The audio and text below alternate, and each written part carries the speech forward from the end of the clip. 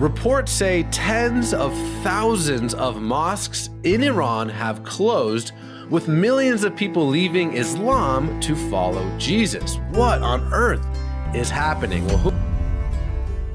Sa gitna ng pinakamadilim na gabi, may liwanag na biglang sumiklab mula sa mga tahimik na kalye ng Iran.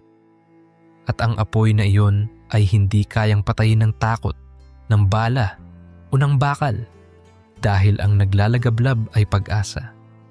Sa bawat sulok ng bansang kilala sa mahigpit na batas panrelihiyon, may mga kabataang tila nabubulabog ng isang tanong na pilit nilang ibinubulong sa kanilang sarili.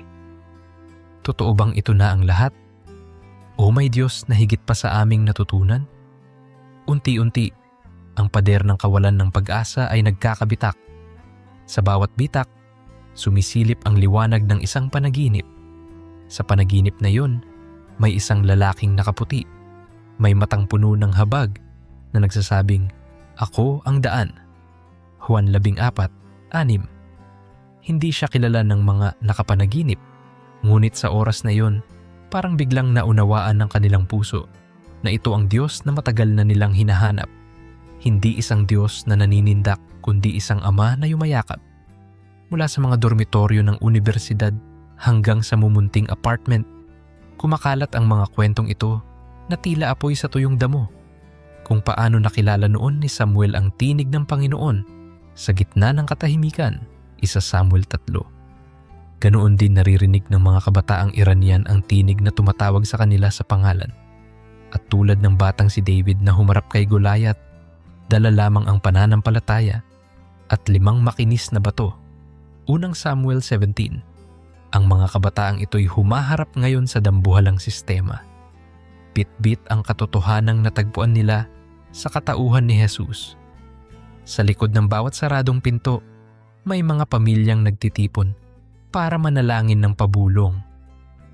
Wala silang orasan ng simbahan o choir na buo ang harmonia, ngunit ang kanilang hangarin ay kasing tindi ng mga Israelitang tumawid sa dagat na pula, pagkat alam nilang nasa kabilang pampang ang kanilang kalayaan.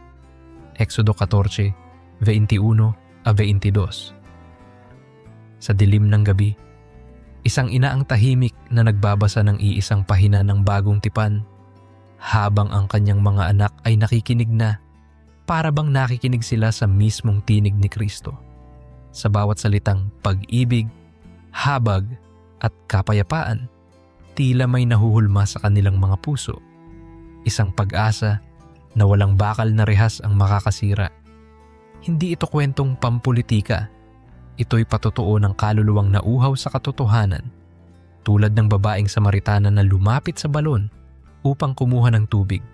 Ngunit nakatagpo si Jesus at napuno ang kanyang uhaw ng wala mang timba. Juan 4:14. Ganoon din ang nangyayari sa Iran. Ang ekonomiya ay bumagsak, ang pagkain ay kumonti, ang pera ay halos walang halaga. Ngunit ang mga kaluluwang tila tuyo na ay nabubuhayan sa isang ulap ng biyaya, ang hiwaga. Sa gitna ng kawalan, mas malinaw nilang naririnig ang paanyaya ni Kristo. Lumapit kayo sa akin, kayong lahat na nabibigatan, at kayo'y aking papagpapahingahin. Mateo 11:28.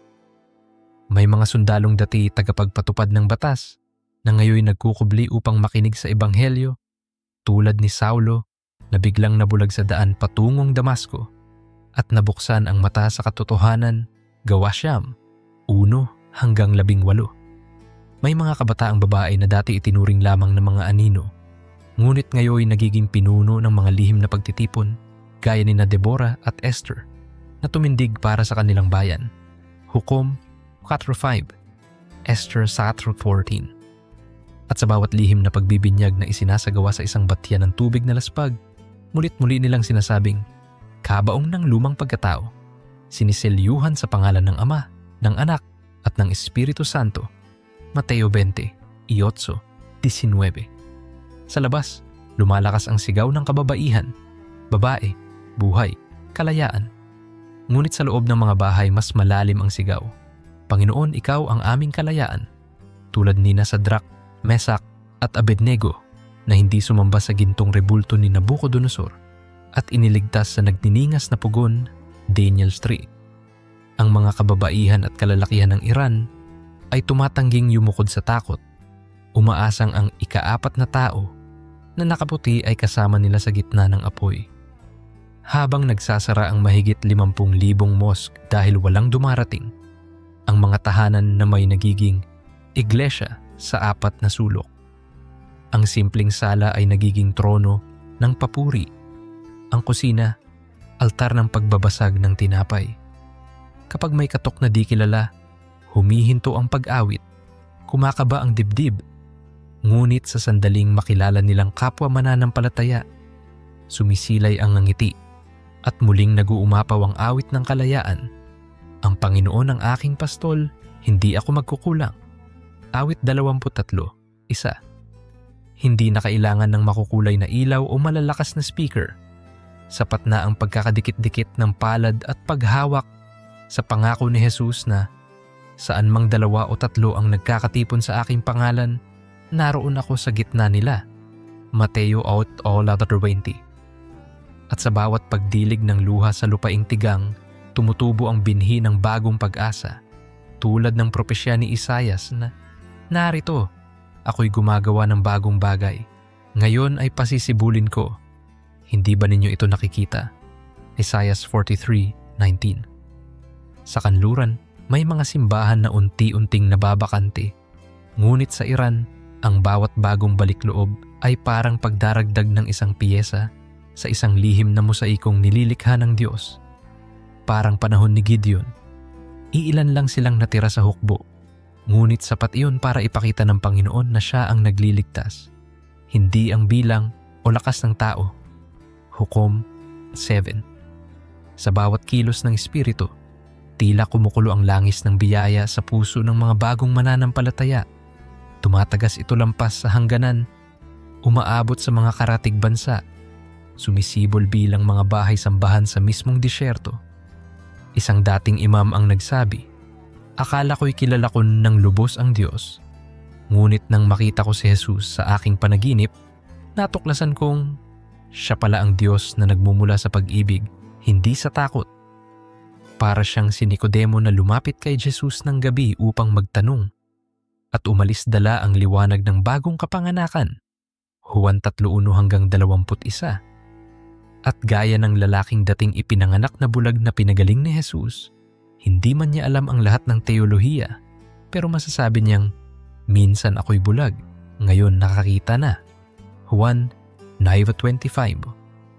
Kapag narinig mo ang tawag na ito, imposibleng manatiling walang pakialam.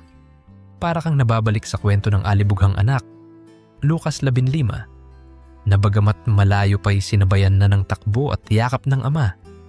Ganyan ang nararamdaman ng libo-libong Iraniyanong tumatalikod sa relihiyong ipinanganak sila.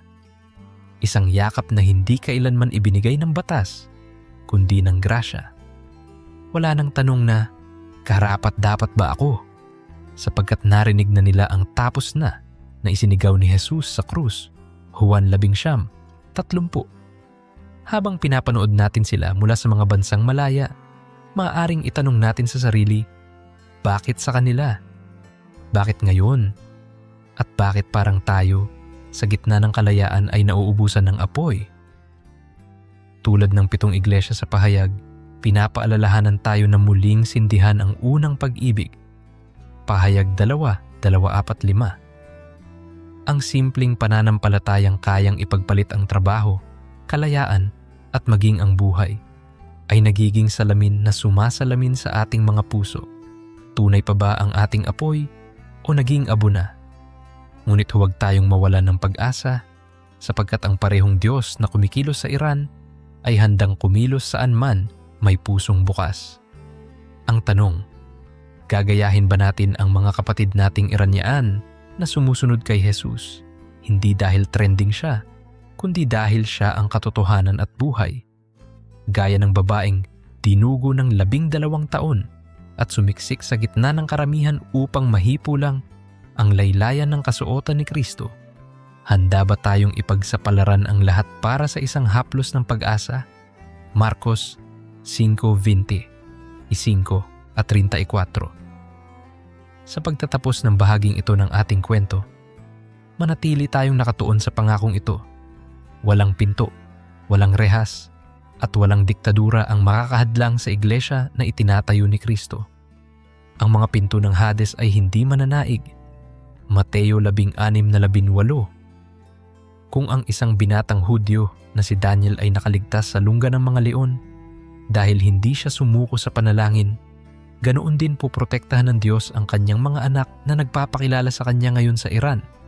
Daniel 6. At kung si Pablo, kahit nakakadena, ay kumata pa rin ng mga liham na bumago sa mundo, gaano pa kaya karami ang lihim at buhay na liham na sinusulat ngayon ng mga Iranian para sa susunod na salinlahi? Kaya habang pinapatay nila ang ilaw upang hindi mahalata at binubuksan ang Biblia mula sa isang USB, alalahanin nating sa bawat pahinay nananatiling buhay ang salita. Gaya ng sabi ng propeta, sapagkat kung paanong ang ulan at nyebey hindi bumabalik hanggat hindi dinidiligan ang lupa, gayon din ang aking salita, hindi babalik sa akin ng walang kabuluhan. Isayas 55:10. Ang ulan ng katotohanan ay bumabagsak ngayon sa Iran, at sa lupang iyon ay tutubo ang isang bukid ng biyaya na balang araw ay aanihin din natin ang bunga. Kung nakinikinita mo ang imaheng iyon, mga ilaw ng bahay na nakapatay, mga nagluhod na pamilya, mga salitang Maranatha na binubulong, mapapansin mong hindi ito libu-libong milya ang layo, kundi ilang pulgada lang mula sa pintuan ng iyong puso. Kaya ngayong gabi, bago ka matulog, tanungin mo ang sarili, kung ako ang makakita sa lalaking nakaputi sa panaginip, susunod ba ako kahit anong mangyari? Sapagkat sa Iran, daan-daang libo na ang sumagot ng oo, at ang kanilang oo ang nagpapaalab sa isa sa pinakamakapangyarihang espiritual na paggising ng ating panahon. At sa bawat paggising, may imbitasyong kumakatok. Isang imbitasyon para sa akin, para sa iyo, para sa ating lahat, na magising din. Sa pagpapatuloy ng ating paglalakbay sa kasaysayan ng pag-usbong ng pananampalataya sa Iran, mas malalim nating nasusulyapan ang di matinag na pag-asa na nagmumula hindi sa lakas ng tao, kundi sa galaw ng Espiritu ng Diyos. Kung sa unang bahagi ay nasaksihan natin ang mga panaginip at pangitain ng mga kabataang naghahanap ng liwanag, ngayon ay masisilayan natin ang tibay ng pananampalataya na tumutubo sa gitna ng panganib, pati na rin ang misteryosong kamay ng Diyos na kumikilos upang ihanda ang bansang ito para sa isang panibagong kabanata ng kaligtasan. Ang kwento ng Iran ay tila pagpapatuloy ng kasaysayang mababasa sa Biblia, isang kasaysayan ng mga taong nagising mula sa kadiliman na tinawag upang sumunod sa daan, katotohanan at buhay na si Jesus. Juan 14:6. Kapag iniisip natin ang Persya, ang lumang pangalan ng Iran, hindi maikakaila na ito ay may malalim na koneksyon sa kasaysayan ng pananampalataya. Sa lumang tipan, mababasa natin ang tungkol kay Haring Ciro ng Persya na tinawag pa ng Diyos na aking pinahiran sa kabila ng pagiging isang paganong hari. Isayas 40:1. Siya ang naging kasangkapan upang palayain ang mga Israelita mula sa pagkaalipin sa Babylonia at pahintulutan silang muling itayo ang templo sa Jerusalem. Ezra 1:1-4. Kung titignan natin ang nangyayari ngayon, makikita natin na ang Diyos na ginamit ang Persya noon ay siya ring Diyos na kumikilos ngayon upang palayain ang mga puso ng mga Iranian mula sa pagkakatali sa takot at kasinungalingan. Hindi ba't sinabi ng Diyos, "Ako ang Panginoon at wala nang iba. Bukod sa akin ay wala nang Diyos." Isayas 45:5.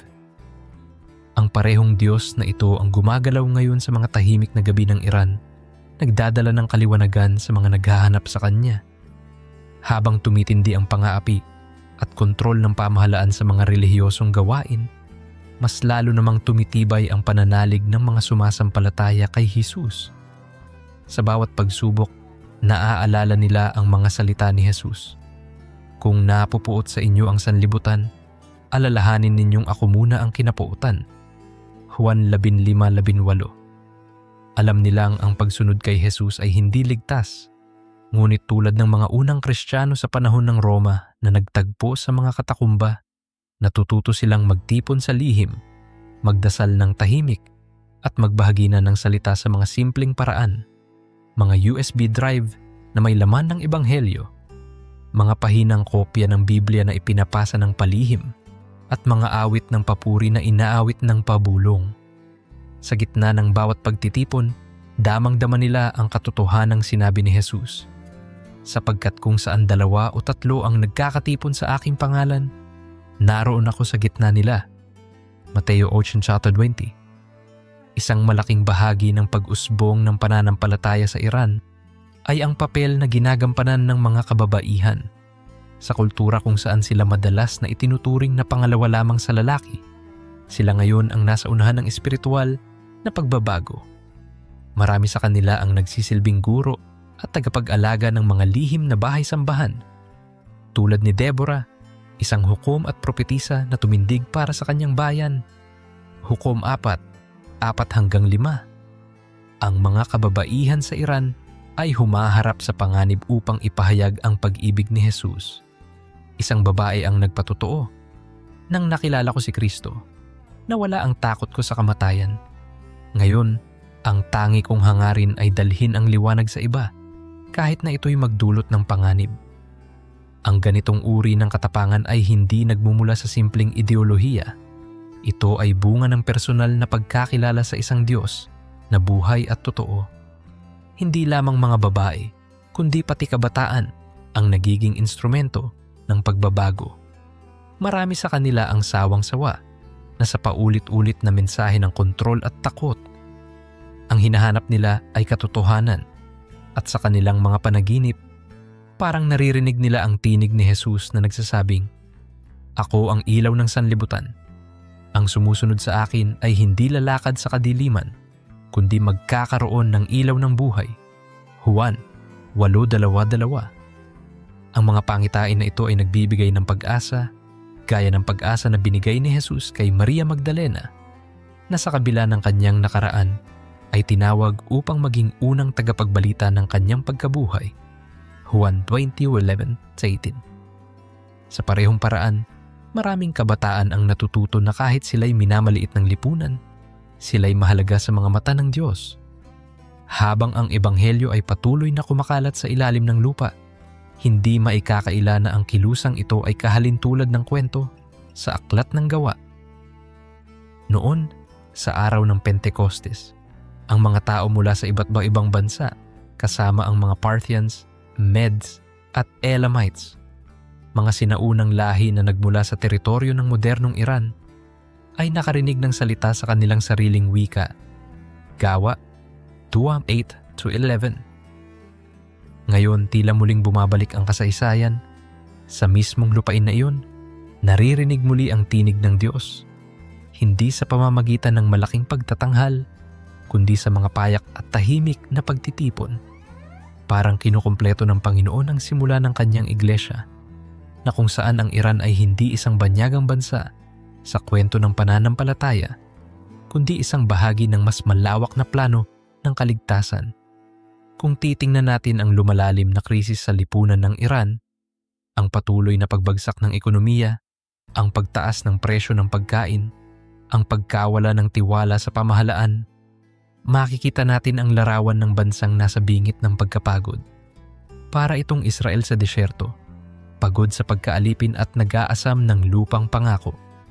Ngunit sa gitna ng lahat ng ito, ang Diyos ay gumagawa ng bagong bagay. Tulad ng ibon na phoenix, muling bumabangon ang pag-asa mula sa abo ng kawalan ng pag-asa. At hindi lamang pag-asa para sa Iran, kundi para rin sa lahat ng nakakakita sa nangyayari. Ito'y paalala na kahit sa mga lugar na pinakamahirap abutin, kaya ng Diyos na magpadala ng liwanag. Isang pastor mula sa underground church ang nagbahagi ng kanyang kwento. Noon, iniisip ko na ang relihiyon ay batay sa pagsunod sa mga patakaran at sa takot sa parusa. Ngunit nang makilala ko si Jesus, natagpuan ko ang kapayapaan. Wala nang takot, wala nang pagkondena, tanging pag-ibig at pagpapatawad. Ang kanyang kwento ay katulad ng kwento ng babaeng nahuli sa pangangalo niya sa Juan 8, 1-11.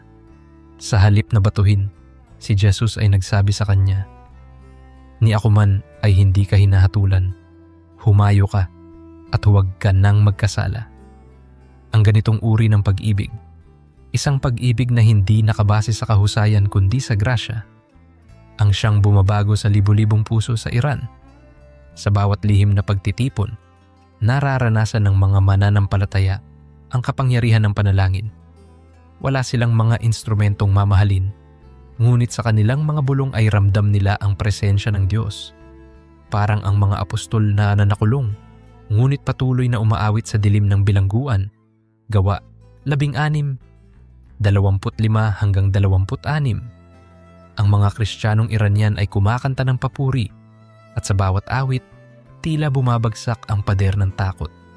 Sinasabi nila, mas mabuti nang mawala ang lahat basta't makamtan namin si Kristo. Gaya ng sinabi ni Pablo, ang lahat ng bagay ay itinuturing kong walang kabuluhan dahil sa higit na kahalagahan ng pagkakilala kay Kristo Jesus na aking Panginoon. Filipos 3:3. Ang pag-usbong ng pananampalatayang ito ay may kasamang matinding sakripisyo. May mga pamilya na nabubuwag, mga kabataang kailangang magtago, at mga lider ng pananampalataya na ibinibilanggo o pinapatay. Ngunit tulad ng mga unang martir ng Kristyanismo na nanindigan hanggang kamatayan, ang mga Iranianong ito ay naniniwalang ang kanilang buhay ay walang saysay kung hindi ito nakatuon kay Kristo. Isa sa kanila ang nagsabi, "Maaaring patayin nila ang aming katawan, ngunit hindi nila maagaw ang aming kagalakan kay Jesus." Ang ganitong uri ng pananampalataya ay kagaya ng pananampalataya ni Esteban, na kahit hinahagisan ng bato, ay nanalangin, "Panginoon, huwag mong ipatawad ang kasalanan nila." Gawa 7:59-60. Hindi lamang ito paggalaw ng tao, ito ay malinaw na gawain ng Espiritu Santo. Kung paano bumaba ang Espiritu noong araw ng Pentecostes at pinuspos ng tapang ang mga alagad, ganoon din ngayon ang nangyayari sa mga mananampalataya sa Iran. Sila'y nagiging mga saksi ng isang Diyos na hindi kayang hadlangan ng anumang batas o pamahalaan. At habang patuloy silang nagpapalaganap ng Ebanghelyo, lumalawak din ang kanilang impluensya. Hindi lang sa kanilang bansa kundi pati sa mga karatig bansa. Ngunit habang lumalalim ang ating pag-unawa sa nangyayari sa Iran, may mga tanong ding bumabalik sa atin na nasa labas ng bansang iyon. Paano ang ating pananampalataya? Buhay pa ba ito? O natabunan na ng modernong kaginhawaan at abala ng mundo? Sa kanluran, maraming simbahan ang nagsasara, hindi dahil sa banta ng pamahalaan, kundi dahil sa kakulangan ng sigla at pagnanais na makilala ang Diyos. Sa Iran, ang bawat sandali ng pananampalataya ay parang gintong kayamanan. Isang bagay na dapat ipaglaban. Ang kaibahan ay nakakatakot at nakakaantig. Tulad ng sinabi ni Jesus sa Laodicea, "Alam ko ang iyong mga gawa na hindi ka malamig o mainit. Sana ikaw ay malamig o mainit." Pahayag 3 oras at 15 minuto. Marahil ito ang hamon para sa ating lahat. Ang muling pagningasin ang apoy ng pananampalataya na minsang nagbigay buhay sa ating espiritu. Sa bawat lihim na pulong sa Iran, makikita natin ang mismong kahulugan ng iglesia. Hindi bilang gusali, kundi bilang katawan ni Kristo na nagkakaisa sa pag-ibig at pananampalataya. Tulad ng unang iglesyang nakikita natin sa Gawa 2, 42 hanggang 47 talata. Sila ay patuloy sa pagtuturo, sa pagkakaisa, sa pagpuputol-putol ng tinapay, at sa panalangin. Ang mga simpleng gawaing ito na kadalasang nakakaligtaan sa mga bansang malaya ay nagiging sentro ng buhay Kristiyano sa Iran. Habang nagpapatuloy ang kwento ng kilusang ito, hindi natin maiwasang maalala ang mga propesya sa Biblia. Ang Iran, bilang dating Persya, ay bahagi ng kasaysayang hinabi ng Diyos. Mula kay Daniel na naglingkod sa ilalim ng mga hari ng Persya, hanggang kay Nehemias na pinayagan ni Haring Artaxerxes, hari ng Persya, na muling itayo ang pader ng Jerusalem, Nehemias 2. Ang Persya ay palaging may papel sa plano ng Diyos. Maaari bang ang nakikita natin ngayon ay bahagi ng mas malawak na plano ng Diyos upang ipakita sa mundo na ang kanyang biyaya ay walang hangganan?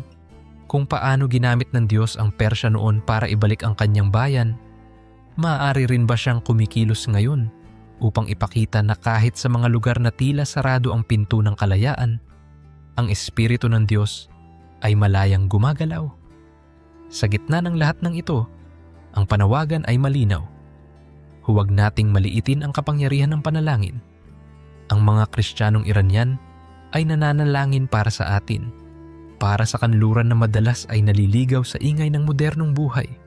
Sa kanilang mga simpleng panalangin, parang sinasabi nila sa atin, gising, simbahan ng Diyos, sapagkat darating na ang araw ng Panginoon. Tulad ng 10 dalaga sa Mateo 25, ang tanong ay, dala ba natin ang ating mga lampara na may langis, handang salubungin ang kasintahan? Habang ating binabalikan ang mga kwento ng tapang at pananampalataya mula sa Iran, may aral na hindi natin maaaring kaligtaan. Ang pananampalataya ay hindi tungkol sa pagiging komportable, kundi tungkol sa pagiging handang sumunod sa kahit saan tayo tawagin ng Diyos. Tulad ng sinabi ni Jesus, kung ang sino man ay nagnanais sumunod sa akin, itakwil niya ang kanyang sarili, pasanin ang kanyang krus araw-araw, at sumunod sa akin. Lucas 9:23.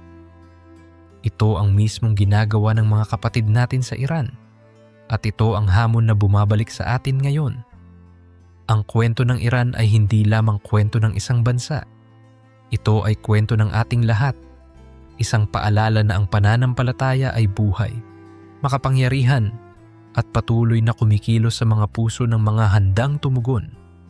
Habang ang liwanag ni Kristo ay sumisikat sa gitna ng dilim, tayo rin ba ay handang magningning? Sapagkat ang parehong Diyos na nagpapakilos sa Iran ay kumakatok din sa ating mga puso, naghihintay ng ating tugon. At tulad ng sinabi ni Jesus sa Pahayag 3:20, narito, ako'y nakatayo sa pintuan at tumutuktok. Kung ang sino man ay makarinig ng aking tinig at magbukas ng pinto, ako'y papasok sa kanya at hahapong kasama niya at siya'y kasama ko. Ang kwentong ito ay nagpapatuloy, hindi lang sa Iran, kundi sa bawat pusong handang makinig at sumunod. Sapagkat ang apoy na ito na sinimulan ng Diyos ay hindi kayang patayin ni numan. At habang tayo'y nakikinig sa kanilang mga kwento, marahil ang mas tamang tanong ay, handa ba tayong sumindi kasama nila? Lalong lumilinaw na ang Diyos ay patuloy na sumusulat ng bagong kabanata na di kayang hadlangan ng mga pader ng kulungan, ni ng mga hangganan, ni ng katahimikan ng gabi. Habang umuusad ang mga buwan at taon, dumarami ang mga patotoong nagiging parang ilog na hindi mapigilan. Tulad ng larawan sa Ezekiel 47, kung saan may tubig na lumalabas mula sa templo, palalim ng palalim hanggang sa ang dating tigang na lupain ay nagiging puno ng buhay. Sa Iran, ang mga desyertong espiritual ay unti-unting nagiging hardin. Bawat binhi ng salita na nahuhulog sa tila tigang na lupa ay biglang sumusulpot, sumisibol, at namumunga ng higit sa inaasahan ng sinuman.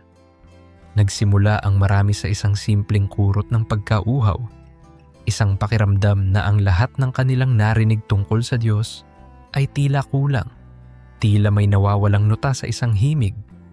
Sa gitna ng ganoong pag-aalinlangan, biglang may panaginip, isang liwanag na hindi nasisilaw, isang tinig na hindi nakabibingi, ngunit may bigat na di matanggihan. Sumunod ka sa akin, ang sambit, gaya ng pagtawag ni Jesus kina Pedro at Andres sa tabi ng lawa ng Galilea. Mateo 4:20. At sa isang saglit, ang sariling bangka ng seguridad at tradisyon ay iniiwan. Ang pangingisdang dating pangkabuhayan ay napapalitan ng pangingisda ng kaluluwa. Ganito nagsisimula ang libu-libong kwento, isang simpleng oo, isang makipot na landas na nilalakaran kahit hindi pa ganap na nakikita ang dulo, sapagkat ramdam nila na si Jesus mismo ang nag-aanyaya. Sa mga susunod na linggo, maririnig mo ang sumusunod. Habang ang gabi ay lumalalim at ang lungsod ay natutulog, may maliit na grupo sa isang silid sa ikatlong palapag ng isang lumang gusali sa Tehran. 2 kandila lang ang sindi upang hindi mahalata mula sa labas. Sa lilim ng dilaw na apoy, marahang binubuksan ng isang nakatanda ang kinopya nilang pahina mula sa Ebanghelyo ni Marcos at binabasa ng paanas. Ngunit sa tahimik na pahayag ng bawat talata, tila dumadagundong ang langit. Para silang mga disipulo sa kalsada patungong Emmaus na biglang nag-aapoy ang puso habang ipinapaliwanag ni Jesus ang mga kasulatan. Lucas 20:4-32. Wala silang orkestra o choir, ngunit sa bawat tuldik ng salita, parang iisang malaking simponya ang tumutugtog sa loob ng maliit na kwartong iyon. May isa sa grupo, tawagin natin siyang Reza, na dati opisyal ng pulisya. Siya ang pinakabantay sarado sa lahat, ngunit siya rin ngayon ang pinakamasigasig magtanong. Sa tuwing binabanggit ang biyaya, napapakagat siya sa labi, tila pigil ang luha. Isang gabi, matapos basahin ang kwento ng alibughang anak, Lucas 15, hindi na niya napigilan. Galit siyang tumayo, nilampasan ang kandila at naglakad sa sulok. Pero sa dilim ng sulok, narinig nila ang paghikbi. Nang siya'y bumalik, may ngiti siyang parang batang nakakita ng umagang unang silay. Akala ko kailangang maging perpekto bago ako tanggapin, aniya. Pero tinanggap na pala ako bago pa man ako magbago. Sa puntong iyon, ang silid ay naging parang tahanan ng ama sa kwento, puno ng yakap at kasiyahang hindi kayang ikulong ng anumang pader o batas. Habang umuunlad ang bawat maliliit na pagtitipon, nagiging malinaw na ang mga Iranyanong mananampalataya ay tumatahak sa modelo ng unang iglesia. Wala silang marangyang templo, ngunit tulad ng mga Kristiyano sa Aklat ng Gawa, nag-uukol sila ng panahon sa turo ng mga apostol, sa pagsasalo-salo, sa paghahati-hati ng tinapay, at sa pananalangin. Gawa 2:42. Ang pagkakaiba lang, ang mga apostol noon ay may kalayaan sa ilang pagkakataon na mangaral ng hayagan.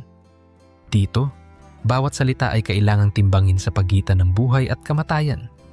Ngunit ang bunga ay kapareho. Idinaragdag ng Panginoon sa kanilang bilang araw-araw ang mga inililigtas. Gawa 2:47. Isang kwento ng kabutihan ng Diyos ang lumutang mula sa lungsod ng Mashhad. May batang babae, 14 na taong gulang na nagkaroon ng malubhang sakit sa buto at ayon sa doktor, kailangang operahan o mananatiling baldado. Wala silang pera, kaya't dinala siya ng mga magulang sa isang lokal na mosque upang ipagdasal. Subalit wala ring pagbabago. Sa sama ng loob, umuwi sila. Isang pinsan ang nagdala ng flash drive na may iilang lumang himnaryo at isang simpleng mensahe tungkol kay Jesus na nagpapagaling ng mga may sakit. Sa loob ng gabi, pinanood nila iyon. Pagkaraan ng ilang araw, habang natutulog ang bata, na naginip siya na ang lalaking nasa puti ay humawak sa kanyang kamay at nagsabing, "Anak, tumayo ka." Nagising siya, gumapang at dahan-dahang itinayo ang sarili at naglakad ng walang sakit. Ang balita ay kumalat at sa mga susunod na linggo, mahigit 20 kapitbahay ang sumali sa pag-aaral ng Biblia. Para silang mga kaanak ni Lazaro na nakakita ng hindi matinag na patunay ng kapangyarihan ni Kristo. Juan 11. Wala nang makapipigil sa kanila na maniwala. Ganito umuusbong ang kilusan, sa mga lihim na milagro, sa mga simpleng misyon, at sa katapatan ng Diyos na hindi nagbabago. Habang sinusubukan ng awtoridad na hadlangan ang pagtitipon, nadagdagan lang ang sigasig. Isinara nila ang isang bahay-sambahan, 3 ang umusbong sa ibang distrito. Hinuli nila ang isang leader. 2 kabataang babae ang lumapit upang akayin ang pangkat. Parang kwento ni Jose na ibinenta ng mga kapatid. Ngunit ginamit ng Diyos ang lahat upang magdala ng kaligtasan sa marami. Genesis 50:20. Ang bawat balakid ay nagiging baitang paakyat sa mas mataas na layunin. Sa pag-ikot ng taon, nakalap ng ilang misyon ang libu-libong patotoo. Hindi para ipagmayabang sa social media, sapagkat delikado iyon, kundi upang isang tabi sa ligtas na mga talaan. Parang liham ni Pablo sa mga taga-Roma na muling binabasa upang tumibay ang pananampalataya. Sa bawat pahina, mababasa mo ang palihim na pagtuturo, ang pagtulong sa mga balo, ang pagpapakain sa mga nagugutom, ang pagtakas ng mga bagong mananampalataya patungo sa ligtas na hangganan, at ang pakikipaglaban ng mga naiwan upang panatilihing buhay ang apoy. Ang kanilang mga kwento ay parang Hebreo 11 na patuloy na sinusulat. Ilan ang kinitil, ilan ang ibinilanggo, ngunit lahat ay hindi karapat-dapat sa mundong ito.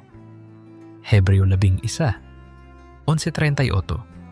Sapagkat naglakad sila sa pananampalataya na ang kanilang tingin ay sa lungsod na ang tagapagtatag at tagapagbukas ng mga pinto ay ang Diyos mismo. Hebreo 11:10. May hindi maikakailang dinamika sa pagitan ng panaginip at realidad sa Iran. Araw-araw, nagsusumikap ang mga tao para sa pagkain at seguridad. Pero gabi-gabi, sa pagitan ng patak ng orasan, dumarating ang himala. Parang panahon ni Samuel. Habang natutulog siya sa templo, tinatawag siya ng Panginoon ng 3 ulit, 1 Samuel 3. Sa Iran, hindi lang 3 beses, libo-libong beses nang tumawag ang Panginoon at libo-libo na ang sumagot. Magsalita ka, Panginoon, at makikinig ang iyong lingkod. Ang mga tumutugon ay natutong makinig hindi sa ingay ng propaganda, kundi sa banayad na bulong ng Espiritu. Parang Propeta Elias na hindi nakatagpo ng Diyos sa lindol, apoy, at malakas na hangin, kundi sa isang banayad na tinig. Ashari, ang Yakaz al-Lazansur 13. Samantala, sa kanluran patuloy na nagtatanong ang ilang Kristiyano kung bakit tila lumalamig ang pananampalataya. Marami ang naakit sa ingay ng modernong aliwan at nabubusog sa kalayaang hindi na gaanong pinahahalagahan. Ngunit ang kwento ng Iran ay parang trumpeta na humahawi sa ulap ng pagwawalang bahala.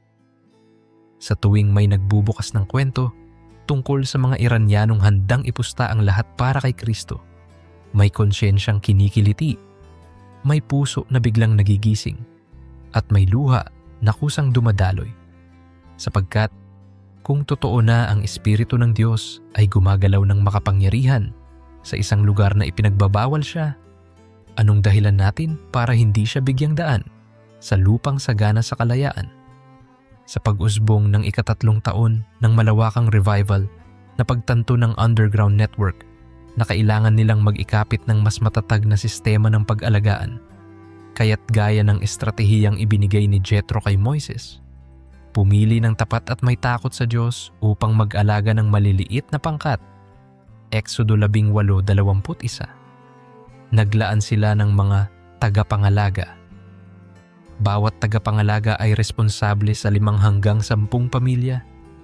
Hindi sila nakasuot ng sutanang makikita. Sila'y karaniwang mamamayan, mananahi, mekaniko, guro.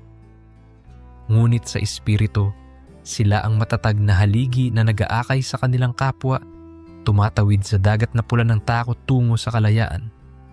Itinuruan silang magsaulo ng mga pangunahing talata. Roma 10, Siyam, Juan 3, 16, Awit 23, sapagkat anumang oras maaaring makumpiska ang kanilang kopya ng Biblia. Kaya't tulad ng sinaunang monghe sa disyerto, nagiging buhay na aklat ang kanilang alaala. Isa sa pinakamahirap na bahagi ng kilusang ito ay ang pagharap sa pag-uusig. May ina na nagbantang aalisan ng kustudiya ang kanyang mga anak kapag nalamang Kristiyano. May mag-asawa na kailangang magpanggap na mag-iisang linggo ang bakasyon. Ngunit ang totoo'y tinutulungan nila ang isang bagong convert na makatawid sa hangganan. May isang kabataang lalaki na inalok ng investigador ng ganitong kasunduan. Isuko mo ang lahat ng kilala mong Kristiyano at pakakawalan ka namin. Naalala niya si Jesus na tinukso ni Satanas sa ilang upang isuko ang misyon kapalit ng kapangyarihan. Mateo 4:8-10. Iiling siya at tila naririnig ang sigaw ng langit. Tapat ang Diyos at hindi niya kayo pababayaan. 1 Korinto 10:13. Sa dulo, tinanggap niya ang kulungan ngunit hindi isinuplong ang mga kapatid. Sa loob ng isang dampang selda, natuklasan niyang mas malaya siya kaysa sa sino mang mayroon sa labas. Sapagkat kung ang anak ang magpalaya sa inyo, tunay na kayo'y magiging malaya. Juan 8:36. May mga araw ng tagumpay na walang makapagsalita kundi luhod at luha. Tuwing may nababalitang pastor na pinalaya, nagdiriwang silang parang sina Pedro na linsangan na nakatakas sa kulungan dahil sa anghel. Gawa 12, 6 na pahina hanggang 10. Ngunit may mga gabi ring tila ang langit ay nakatakip sa ulap ng pagdadalamhati. Kapag may balitang may dinukot, may pinahirapan o may pinatay. Sa ganoong gabi, natatandaan nila ang mga salita ni Jesus. Mapapalad ang mga inuusig dahil sa katuwiran, sapagkat kanila ang kaharian ng langit. Mateo 5:10. Humahagulgol sila, oo, ngunit hindi nagtatanong ng bakit, kundi sumasagot ng narito kami. Ang kanilang pag-iyak ay hindi pagdududa, kundi paghihinagpis na may pag-asa, gaya ng pagluluksa ni Maria sa libingan. Ngunit biglang tinawag ni Jesus sa pangalan at bumalik ang kagalakan. Juan 26:16. Sa mga kasunod na buwan, lumawak ang impluwensya ng kilusan sa pamamagitan ng teknolohiya. Bagamat mahigpit ang sensura, natututo silang gumamit ng mga virtual private network, naka-encrypt na messaging at mga lihim na broadcast. Sa bawat linggo, lumalabas ang bagong audio devotion na nakakode sa lumang format ng musika upang hindi agad ma-detect. Ang tanikala ng paghihigpit ay nagbubukas ng daan para sa mas malikhaing paraan upang ipahayag ang ebanghelyo. Parang si Pablo na ginamit ang sulat upang bagtasin ang dagat ng distansya at maabot ang mga iglesia sa Asia at Europa. Hindi nila hinahangad ang virality. Hinahangad nila ang katapatan. At sa lihim na pag-click ng isang link, may isang kaluluwang muling isinisilang sa kanyang kaharian. Ang nakapupukaw ay kung paano sumasabay si Yahweh sa ritmo ng kanilang paghahanap. Parang kwento ni Gideon na nag-ayaw na lumaban hanggat hindi nakakita ng palatandaan. Hukom 6:36-40. Maraming Iraniano ang humihiling. Kung totoong ikaw si Jesus, bigyan mo ako ng tanda. Isang lalaki ang nagdasal ng gayon at kinabukasan habang nagbubukas ng radyo, naskan niya ang isang banyagang istasyon na sa bihirang pagkakataon ay nagsasahimpapawid ng programa sa Farsi tungkol sa mabuting balita. Tulad ng maya na hindi nalilimutan ng Diyos, Mateo 10:29-31. Hindi rin nalilimutan ng Diyos ang sino mang naghahanap ng katotohanan. Pinagdugtong niya ang mga frequency, pinaikot ang antena at hinayaang bumagsak ang salita sa pusong handang tumanggap. Sa bawat bagong mananampalataya, dumarami rin ang mga tanong. Saan tayo hahango ng karunungan para sa bagong henerasyon? Paano natin poprotektahan ang mga bata? Paano natin haharapin ang pag-uusig na tila wala ng hanggan? At sa gitna ng mga katanungang ito, sumasagot ang Diyos hindi palagi sa pamamagitan ng sapat na resources, kundi sa pamamagitan ng sapat na presensya. Tulad ng ula-ulan ng mana sa disyerto, Exodo 16, dumadating ang biyaya sa sukat na kailangan para sa araw na iyon. May umuusbong na estratehiya, lumikha ng paaralan ng pananampalataya sa loob ng mga bahay, kung saan ang mga bata ay tinuturuan ng kasulatan, kasabay ng karaniwang asignaturang pangpaaralan. Walang opisyal na kurikulum, ngunit may malinaw na hangarin. Hubugin ang puso, bago ang utak, upang kahit anong mangyari, nakabaon ang salita gaya ng isang halamang itinanim sa tabi ng batis na nagbibigay ng bunga sa kapanahunan. Awit 4:3. Hindi kailanman naging madaling landas ang paglilingkod sa ilalim ng takot. Ngunit sa misteryo ng Diyos, ang takot ay nagiging pataba sa pananampalataya. Mas malaki ang panganib, mas matindi ang kapit, mas malaki ang presyo, mas dalisay ang alab. Ito ang sikretong matagal nang ipinapakita ng krus. Kung saan may kamatayan, doon may pagkabuhay. Sa Iran, ang mga libing ng lumang pagkatao ay nagbubukas ng mga huling hantungan sa bagong pag-asa. Ang punong itinanim sa dugo ng mga martir ay nagbubunga ng ani, ng kaluluwa. At ang sigaw na Masihiye, Kristiyano, na dating banta, ngayoy ginagawang medalya ng karangalan ng mga nananampalataya. Sa paglapit natin sa katapusan ng bahaging ito, mahirap hindi maalala ang pangako ni Isaias 6. Bumangon ka, ikaw ay magliwanag, sapagkat ang iyong liwanag ay dumating at ang kaluwalhatian ng Panginoon ay sumikat sa iyo. Sa Iran, ang liwanag na iyon ay sumisiklab kahit pinapatay ang mga ilaw. At sa bawat dagdag na sulyap natin sa kanilang kwento, tila sinasabihan din tayong bumangon. Hindi upang manood lamang, kundi upang makibahagi sa panalangin, sa suporta, at sa pag-aalab muli ng sariling lampara.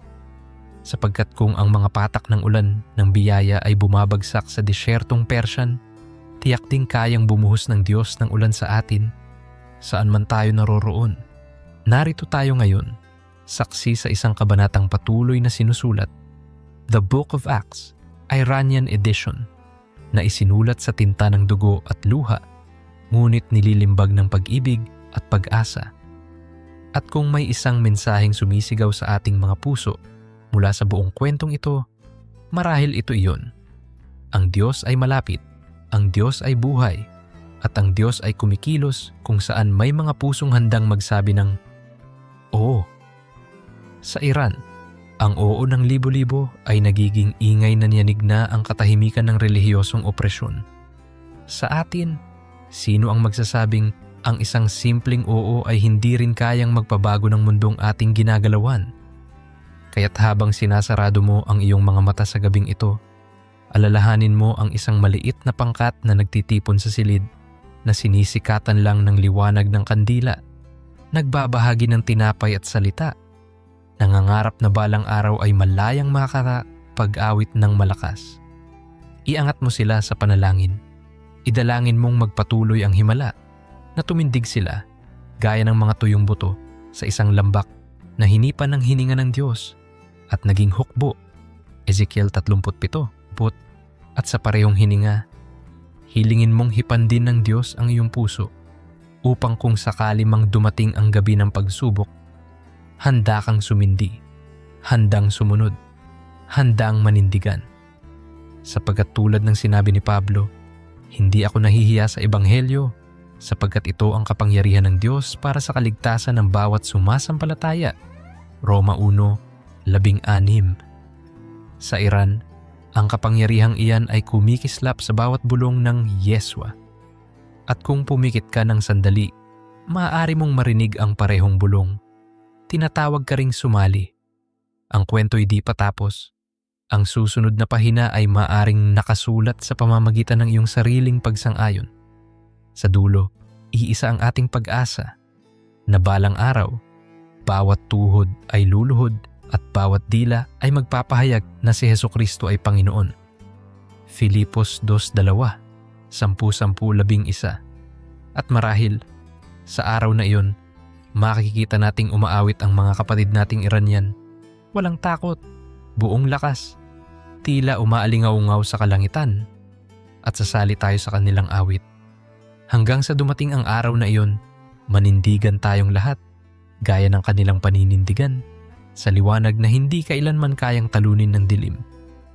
Sa pagpapatuloy ng ating salaysay, dahan-dahan tayong lumalayo mula sa mga makipot na kalsada ng Tehran at pumapalaot sa mas malawak na larawan ng ginagawa ng Diyos. Isang kwento na hindi na lamang umiikot sa loob ng Iran, kundi kumakapit na rin sa puso ng diaspora at sumusulong na parang agos ng ilog patungo sa iba't ibang kontinente.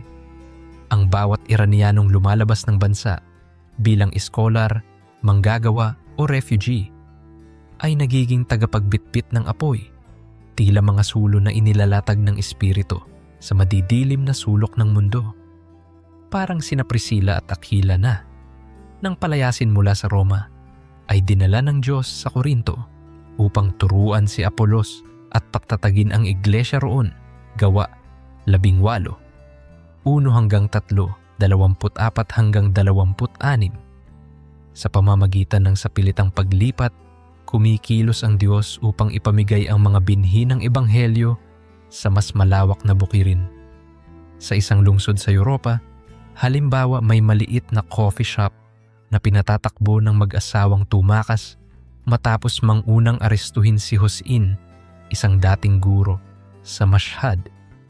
Ngayon, sa pagitan ng pagbuhos ng espresso, palihim silang nagkakaloob ng libreng Farsi language New Testament sa kapwa Iranyanong pumapasok para mag-init ng lamig ng taglagas.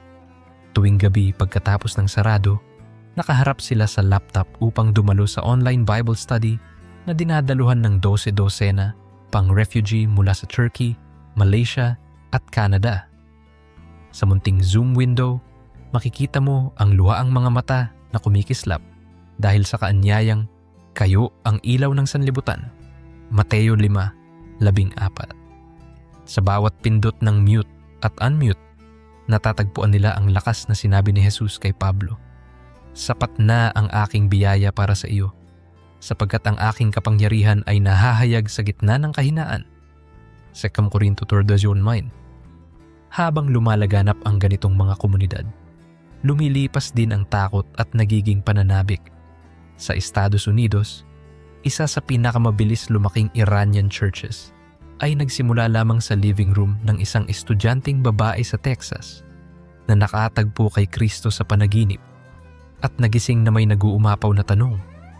Tinipon niya ang 3 kaibigan, nag-download ng Farsi Bible app at nagtakda ng gabing pulong.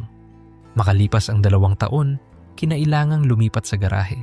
Pagkatapos ay nag-rent ng maliit na chapel hanggang sa magkadalawang Sunday service na sila. Itinuturing nilang misyon ng kanilang kalayaan, kung paanong sila'y malayang nakaawit ng malakas. Sinasamantala nila bawat nota. Ipinapatalastas ang pag-ibig ng Diyos sa wikang kinagisnan. Ang ganitong sigla ay sumasalamin sa puso ni David nang dalhin niya ang kaba ng tipan patungong Jerusalem. Sumasayaw ng buong lakas sa harap ng Panginoon. 2 Hari 6:14. Samantala, sa gitnang silangan, may mga maliliit na grupong nagkakabit ng Wi-Fi repeater sa bubong, nagko-code ng gospel content sa loob ng cooking videos, at naglalagay ng QR code sa loob ng pabalat ng tinapay na pita upang maskan ng sinumang nagnanais magbasa ng Juan 1. Parang mga manunulat ng Dead Sea Scrolls. Itinatago nila sa simpleng sisidlan ang kayamanang pang-espiritu. Alam na balang araw ay may makakakita at tatanggap. Ganito inilarawan ni Propeta Habakuk. Sapagkat ang kaalaman sa kaluwalhatian ng Panginoon ay pupuno sa buong lupa, gaya ng pagtakip ng tubig sa dagat. Habakuk 2:14. Sa bawat creative workaround, isa-isang patak ang nahuhulog sa karagatan ng kaalaman tungkol sa Diyos. Naisip mo ba kung paano nakadarama ng pag-asa ang isang taong halos mawalan na ng lahat?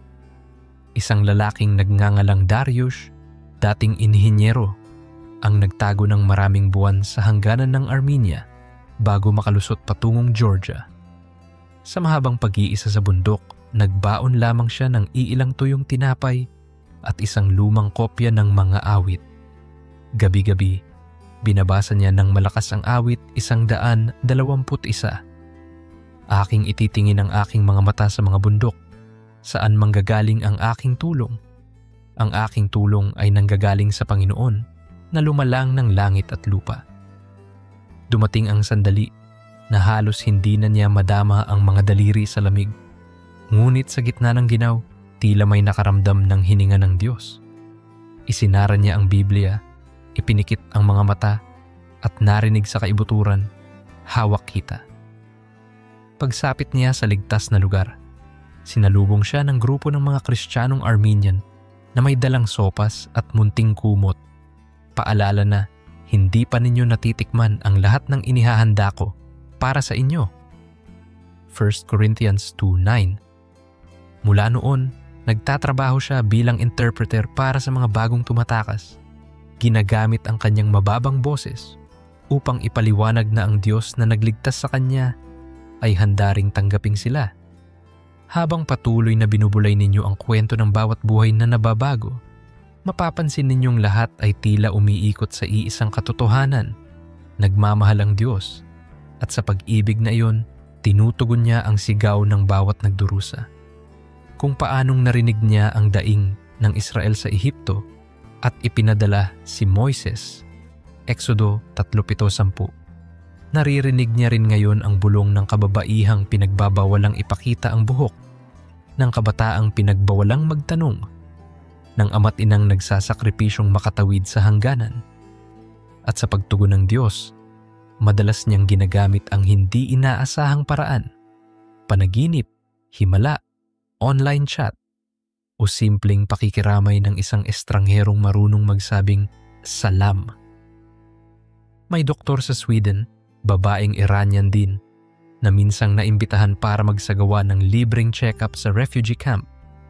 Sa pagtatapos ng duty, may binatilyong pasyente na lumapit at mahiyain niyang tinanong kung pwede ba itong magpaturo tungkol sa panaginip niyang isang lalaki na may sugat sa kamay na kumikislap. Dinala siya nito sa isang sulok ng klinika at ipinaliwanag ang nakita. Sa gulat ng doktora, napagtanto niyang ganito rin ang napanaginipan niya noong una siyang nakakilala kay Kristo. Lumuhod silang dalawa sa likod ng luma at maruming kurtina at sa payak na panalangin, tinanggap ng binatilyo si Jesus. Sa sandaling iyon, naging tunay ang sinabi sa Roma 10:20. Nahagilap ako ng mga hindi naghanap sa akin. Nahayag ako sa mga hindi nagtatanong tungkol sa akin. Hindi maikakaila na habang lumalawak ang liwanag, humahaba rin ang anino ng pagsalungat. Sa social media, may mga troll farm na nilikha para burahin ang positive content tungkol kay Kristo sa Farsi. May mga hacker na tumatarget ng Bible apps at video devotion channels. Parang mga Filisteyong paulit-ulit na umawasak sa balon ni Isaac. Paulit-ulit ding isinusara ang mga account at websites ng mga Kristiyanong Iranian. Genesis 20:16-17-22. Ngunit tuwing tinatabunan ang balon, naghuhukay sila ng bago. Natutunan nilang gumamit ng peer-to-peer file sharing, mag-embed ng encrypted verses sa loob ng PDF manuals para sa pag-ayos ng motor, at magtago ng discipleship lessons sa likod ng gift memes. Para silang Nehemias na nagtayo ng pader habang may dalang tabak at kutsara, handang magtrabaho at magbantay ng sabay. Nehemias 4:17. Habang ginugupo sila ng pagsubok, umaalingaw-ngaw sa kanilang mga puso ang pangako ni Jesus. Sa sanlibutan ay daranas kayo ng kapighatian, ngunit lakasan ninyo ang inyong loob, sapagkat napagtagumpayan ko na ang sanlibutan. Juan 16:33. Sa tuwing may bagong hindi inaasahang paghihigpit, parang mas tumitindi ang alab. May kabataang babae na, matapos makalabas ng kulungan, ang unang hiniling ay isang kopya ng mga lihim na leksyon. Sinabi niya, kung makita kong totoo ang Diyos sa dilim ng piitan, mas lalo ko siyang hahanapin sa liwanag. Ang ganitong pahayag ay sumasalamin sa pananalig ni Job. Ang aking mga tainga ay nakarinig tungkol sa iyo, ngunit ngayoy nakita ka ng aking mga mata. Job 4:25. Sa likod ng lahat, tahimik na kumikilos ang mga network ng panalangin. Maraming banal sa iba't ibang bansa ang nagtakda ng orasan upang tuwing 9:00 ng gabi sa Tehran, sabay-sabay silang mag-alangin ng awit 71 para sa Iran. Ang ilang iglesia sa Pilipinas ay naglunsad ng overnight vigil minsan. Sa isang buwan, dinadalangin ang pangalan ng mga nakalistang believer at risk na natanggap mula sa partner ministries. Parang sina Moises, Aaron at Hur na magkasamang nagtaas ng mga kamay sa bundok habang si Josue ay nakikipaglaban sa ilalim. Exodo 17:10. hanggang 13. Sa sandaling bumibigat ang braso ng panalangin, may ibang humahawak upang patuloy na manatiling nakataas ang panawagan at humihiyaw silang sama-sama. Panginoon, iligtas mo ang iyong bayan. Habang patuloy na nababantog ang mga balita, maraming kabataan sa kanluran ang nagugulat. Paano nagagawa ng mga kabataang Iranian na ipagsapalaran ang buhay para sa pananampalatayang karamihan ay minana lamang nila at bihirang pag-isipan. Isang youth pastor sa Sydney ang nagsabi sa kanyang grupo, "Kung may ganoong kalagablab na pananampalataya roon, hindi natin dapat hayaang manatiling malamlam ang sa atin." Sa sumunod na linggo, inilunsad nila ang Farsi Fridays, kung saan pinapalitan nila ng salin sa Farsi ang opening worship song bilang paalala na ang Diyos ay Diyos sa lahat ng wika. Maraming estudyante ang unang beses nakarinig ng salitang Yeswa at nakaramdam ng kakaibang init sa dibdib. Sa kakaibang himig, naantig silang parang mga pilgrim na unang narinig ang melodiya ng How Great Thou Art. Sa ibang lengguwahe, natuklasang ang mensahe di nasasakal sa ritmo o accent. Sa ganitong paraan, ang kwento ng Iran ay nagiging tulay na humihila sa nahimbing na simbahan upang muling bumangon. Ang bawat testimonya mula sa bansang iyon ay tila sugat na tumatago sa baluti ng ating kasiyahan, nagpapaalala na may labang espiritual na nagaganap at tayo'y hindi tinawag upang mamuhay bilang taga-subaybay lamang. Tulad ng sinabi ni Santiago, maging tagatupad kayo ng salita at hindi tagapakinig lamang. Santiago 1:22. Sa sandaling marinig natin ang sigaw ng mga kapatid na handang mamatay para sa salita, lumilitaw ang tanong, ano nga ba ang halaga natin sa Ebanghelyo? Sa kabilang dako, sa gitna ng lahat ng pagnanais na lumago, nagiging hamon sa underground church ang tamang pagtuturo upang maiwasan ang maling aral. Kaya't tulad ng ginawa ni Ezra na nagsaad ng Book of the Law at ipinaliwanag ito, may mga grupo ng Farsi-speaking theologians na nagre-record ng systematic teaching series mula Genesis hanggang Pahayag na idinadala sa USB at micro SD cards. Binibigyang diin nila ang pundasyon ng kaligtasan sa biyaya, ang pagkakakilanlan kay Kristo bilang Diyos at tao, at ang kahalagahan ng pamumuhay sa kabanalan. Sa ganitong paraan, hindi lamang nagiging emosyonal na karanasan ang pananampalataya, kundi may matibay na ugat, gaya ng taong nagtayo ng bahay sa bato, hindi sa buhangin. Mateo 7:24-20 Isipin mo, ang gabing nagkakaroon sila ng unang Lord's Supper sa isang ligtas na bahay malapit sa Shiraz. Walang ubasan para sa ubas, kaya't gumamit sila ng granada juice. Karaniwang inumin doon. Walang maayos na tinapay, kaya't gumamit sila ng payak na sangak. Ngunit sa sandaling binasag ang tinapay at ikinalat ang tasang pula, napuno ang silid ng katahimikan na halos marinig ang tibok ng bawat puso. Inalala nila ang salita ni Jesus. Gawin ninyo ito bilang pag-alaala sa akin. Lucas 22:19. Ang bawat paglagok ay tila paglagok ng lakas.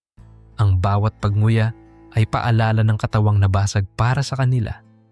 Inyong mararamdaman na bagamat maliit ang espasyo, dumalaw ang Diyos doon. Tila biglang naging kasing laki nito ang dakilang bulwagan sa langit kung saan kakain tayo kasama niya sa huling hapunan ng kasaysayan. Apokalipsis 19:9. Sa susunod na linggo, dumating ang balitang may nakabantay na pulis sa kanto. Nagdesisyon silang pansamantalang itigil ang pagtitipon sa bahay na iyon. Ngunit hindi nangangahulugang titigil ang pagsamba. Nagpakalat sila sa iba't ibang park, nagpanggap na magkakaibigang nagpipiknik, at habang isinubo ang simpleng tinapay na gawa sa lavash, binubulong ang pasasalamat at tumititig sa langit. Parang mga unang Kristiyano sa Colosseum na naglagay ng bungkos ng prutas sa harap bilang tanda ng pasasalamat kahit nalalapit ang kamatayan. Ang pagsamba ay hindi na nakulong sa pader. Ito'y naging himig ng puso na walang rehas na makahihinto. Sa bawat hakbang, mas nakikita nilang ito'y himala ng biyayang walang patid. Minsan, tinatanong nila, bakit sa atin nangyayari ito? bakit sa lupang tigang at puno ng takot at unti-unting sumasa puso ang sagot upang ipakita na ang kapangyarihan ay mula sa Diyos, hindi sa atin. 2 Korinto 4:7. Ang bawat paghihirap ay parang luwad na basag, ngunit sa bitak na iyon, mas maliwanag na lumalabas ang liwanag. Sa simpleng salita, nagiging dakilang patotoo, ang Diyos ay tapat.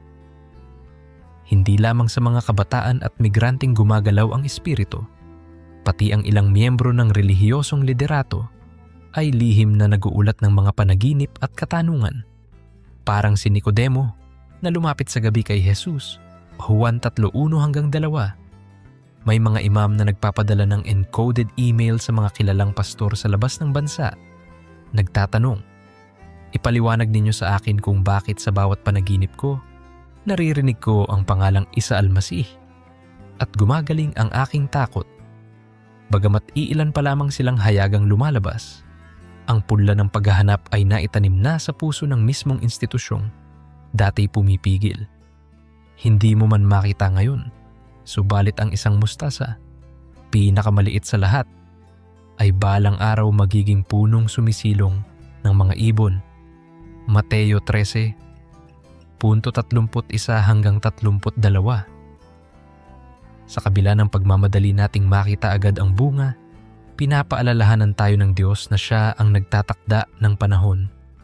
Kung paanong si Abraham ay inutusan maglakbay nang hindi alam kung saan pupunta. Hebreo 11:8. Ganito rin ang kilusan. Sumusunod ng hindi lubos na nakikita ang buong mapa.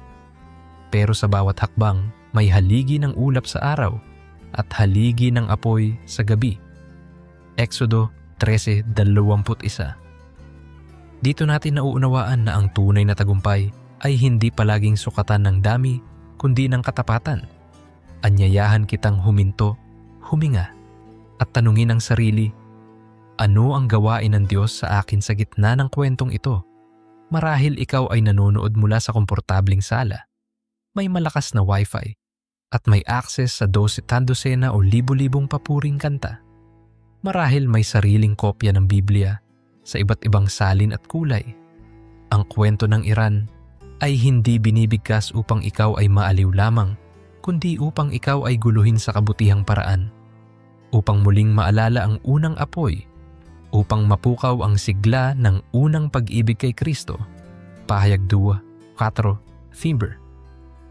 Sapagkat kung ang isang tao sa lupang ipinagbabawal si Jesus ay naglalakas loob mangarap, gaano pa kaya ang pwedeng mangyari kung ang bawat malayang Kristiyano ay lalakad din sa lakas ng pangakong, ako'y kasama ninyo hanggang sa katapusan ng panahon.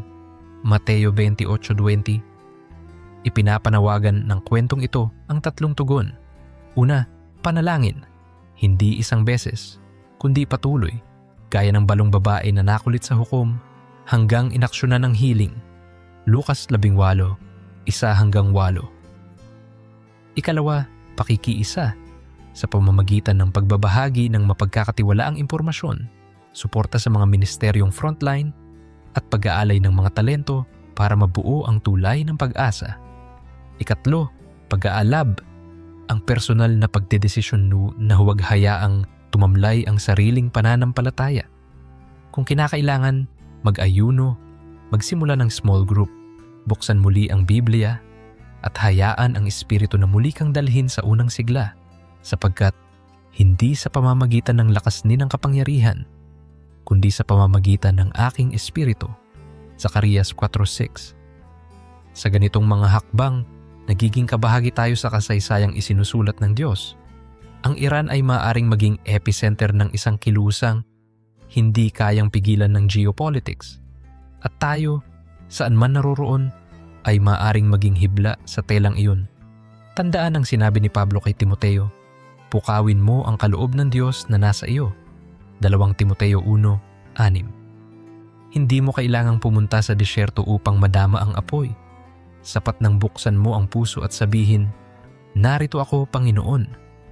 Sa sandaling iyon, sa simpleng susugan ng iyong oo, marahil may isang bituin na sisindihan ng Diyos sa gabi ng ibang tao.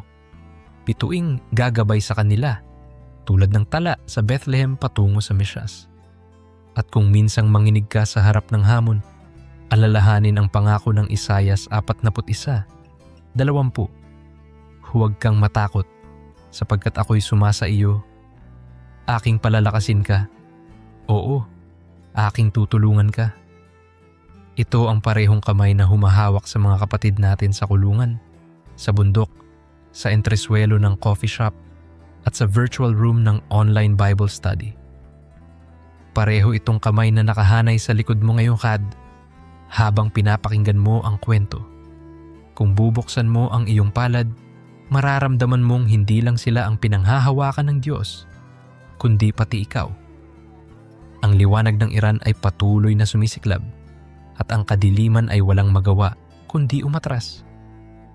Tulad ng direktiba ni Jesus kay Lazarus, sumisigaw siya sa bawat libingan ng takot sa ating puso. Lumabas ka, Juan 1:43. At sa pagsunod nating lumabas, makikita natin na hindi tayo nag-iisa.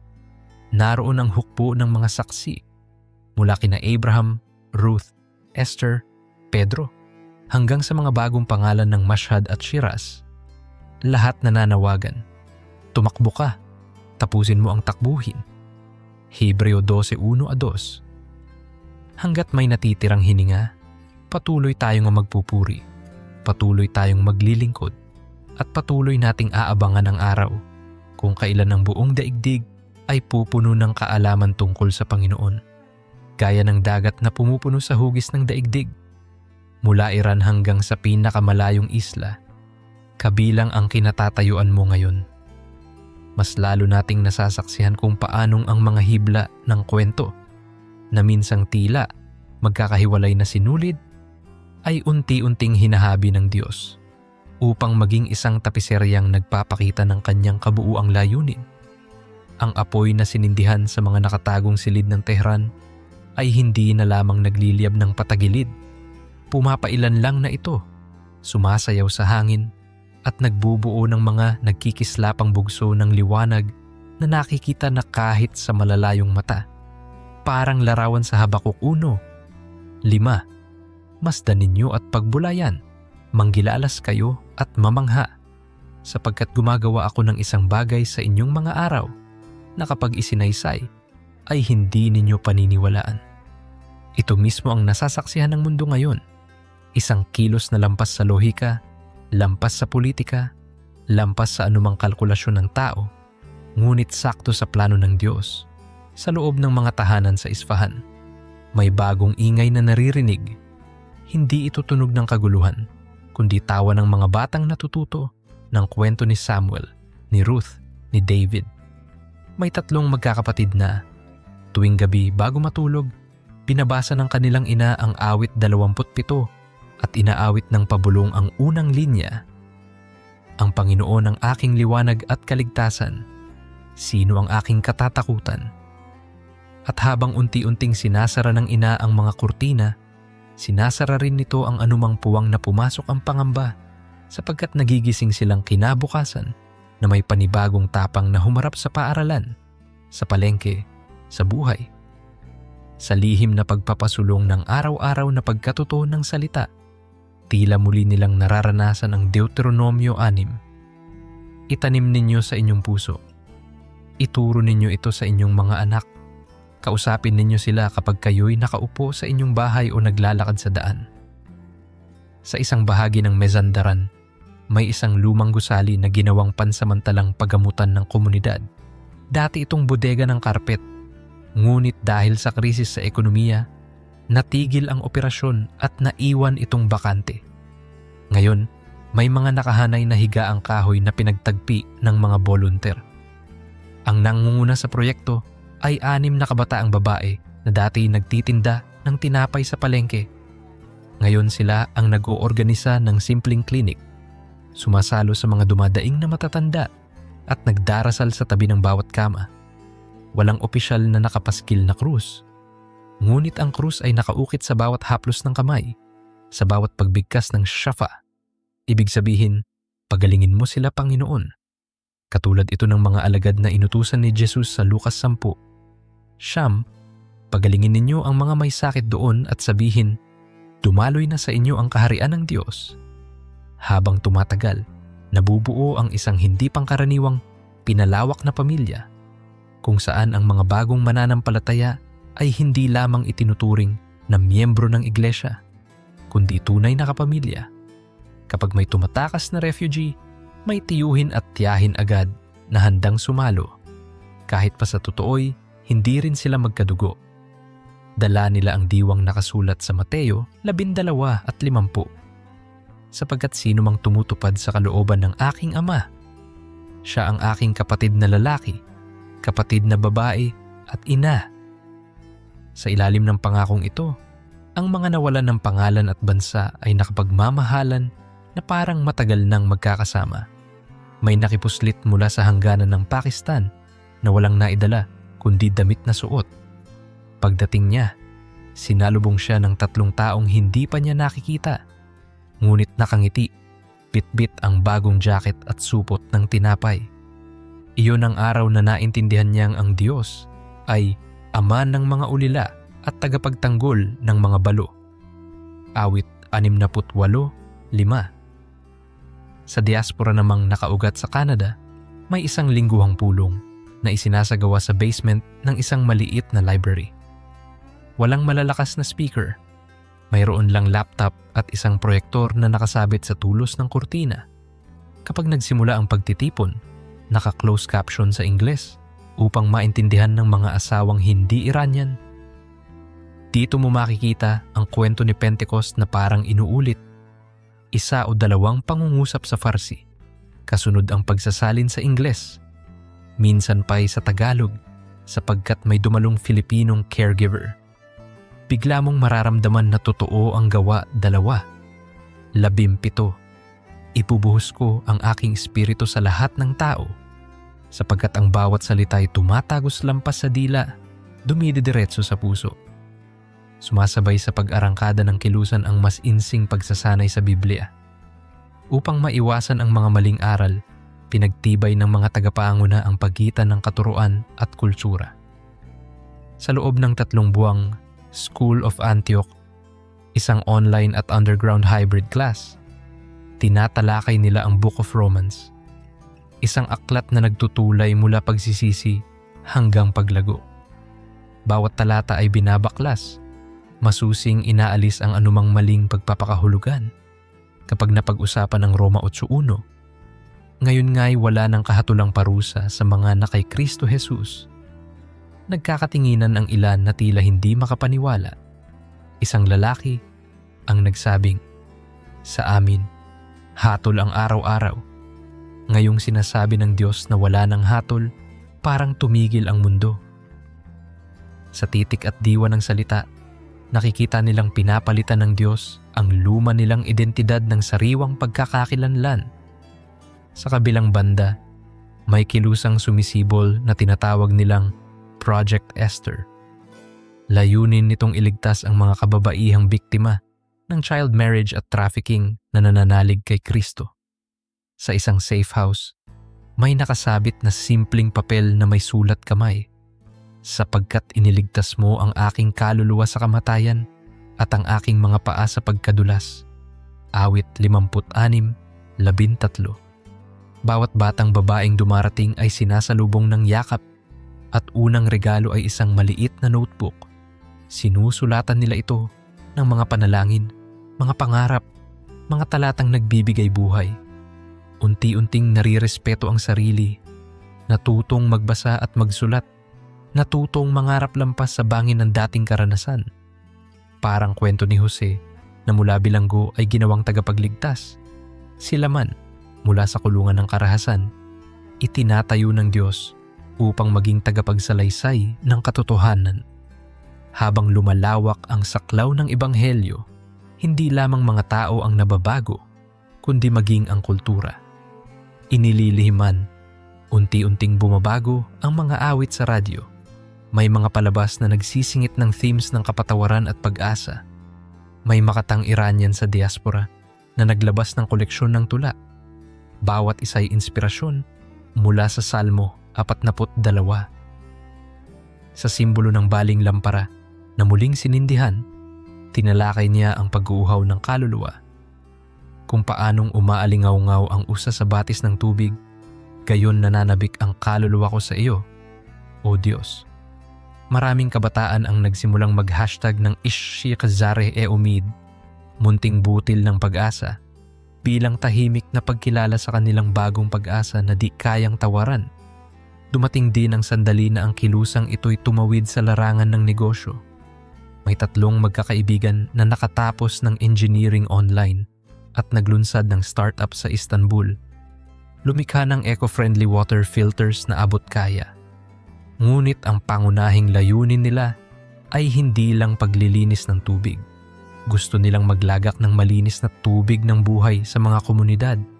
Sa bawat kahong ibinebenta, idinidikit nila sa loob ng takip ang bersong Juan 4, 14, ang sino mang iinom ng tubig na ibibigay ko ay hindi na muling mauhaw kailanman.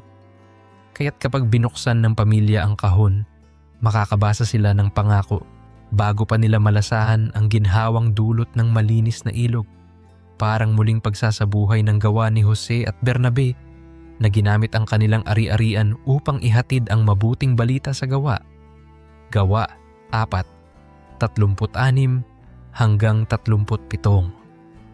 Dahil sa pag-usbong ng mga teknolohiyang ito, mas humihigpit ang bantay ng gobyernong tumututol. Ipinagbawal ang ilang VPN. Iniharang ang mga bagong frequency.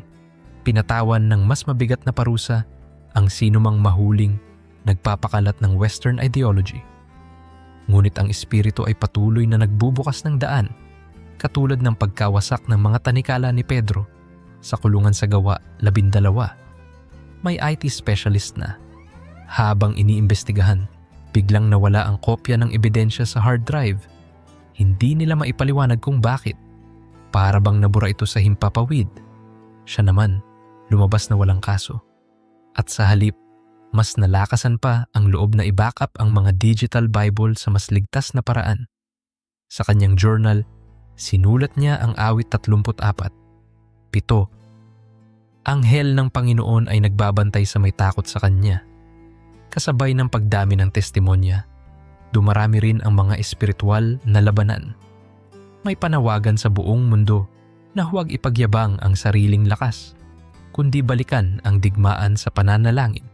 Sa Timog Silangang Asya, isang grupo ng matatanda ang laging nagmimiting online 3:00 ng madaling araw, oras sa Iran. Hindi na sila malakas upang bumiyahe, ngunit malakas pa rin silang manalangin. Hawak ang listahan ng pangalan ng mga pastor na nasa kulungan. Binibigas nila isa-isa, tila mga parang pari na humaharap sa dambana. Kapag binabanggit ang isang pangalan, naririnig mong suminghot ang isang lola, handang mag-ayuno kahit diabetic. At sa di nakikitang dako, may pintuang bubukas, may bantang luluwag, sapagkat malaki ang nagagawa ng panalangin ng taong matuwid.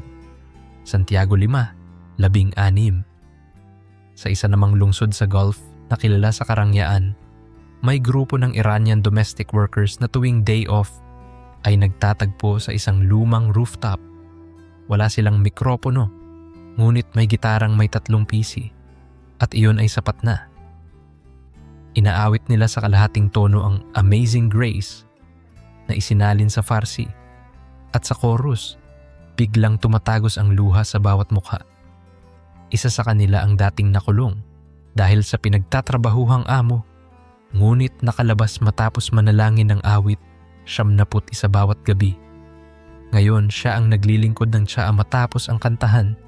Sinasabi sa bawat isa, dakilang biyaya ang bumago sa akin, kaya't walang imposible sa kanya. Totoo ngang kung mayroong isang instrumentong sadyang dinisenyo para awitin ang katapatan ng Diyos, iyon ay ang pusong nakaranas ng kalayaan. Maging sa larangan ng sining, ang ebanghelyo'y naghahanap ng sariling pintuan. Sa online art platform, makikita ang mga digital collage na gawa ng artist na nagtatago sa pangalang Navid. Tila simpleng mosaic ng tradisyonal na Persian tile art. Ngunit kung susuriin mong mabuti, nakatago sa gilid ang bersong Isayas 61. Sinugo niya ako, upang pagalingin ang mga wasak ang puso.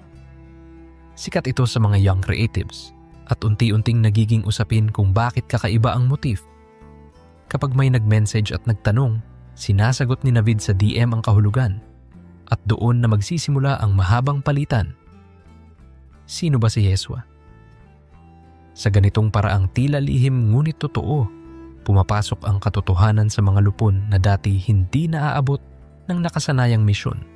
Habang tumitindi ang apoy sa loob, may mga teologong nasa labas na nagmumuni kung ito ba'y katuparan ng mga hula sa Jeremias 49 at Isayas 19 tungkol sa mga bansa sa paligid ng Israel na daranas ng espiritual na pagbabagong loob.